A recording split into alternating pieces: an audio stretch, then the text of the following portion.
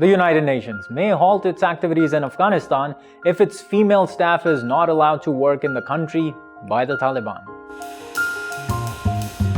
The United Nations issues a warning to the Afghan Taliban that it might make a hard decision to pull out of Afghanistan if women staff are not allowed to work in the country. The warning comes in the wake of a recent Taliban decree banning women workers from reporting to work. The latest ban was officially announced on 11th April. The United Nations, one of the primary channels for international humanitarian assistance to the aid-dependent country, reacted to the situation by saying it would launch an operational review to evaluate whether they can continue to work in the country or not. Meanwhile, the UN staff, both women and men, have been instructed not to report to office during the review period. Since coming into power, the Taliban administration has carried out a series of discriminatory measures against women, putting restrictions on women's education, media presence, public mobility, and now on working in domestic and international NGOs. These measures have triggered internal protests by girls and women and elicited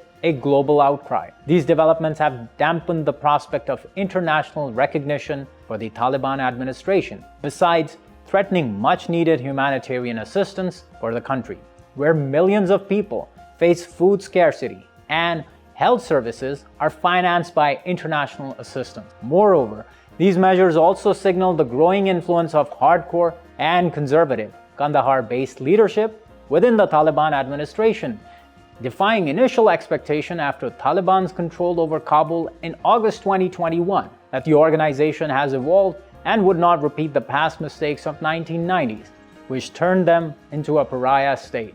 If the UN takes a decision to pull out of Afghanistan, it will have severe repercussions for the country.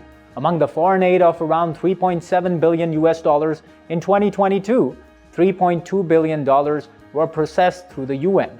The international assistance helped Afghanistan to avert an economic collapse and a humanitarian catastrophe, with the UN reaching out to more than 26 million Afghans in need of urgent relief. According to UNDP's latest report, currently the expenditures of more than 80% of Afghan people are below the poverty line. With the departure of the UN, international assistance will inevitably witness a significant dip. These developments are a warning to challenging times for Afghans, but the effects of a humanitarian crisis in Afghanistan will have spillover effects for neighboring countries like Pakistan, which has hosted millions of Afghan refugees for the past 4 decades and will worsen the internal security situation in Afghanistan, creating fears of international terrorist organization finding sanctuary in the country. Until a middle ground is found between the Taliban and international community, the path ahead is a high road to suffering and misery.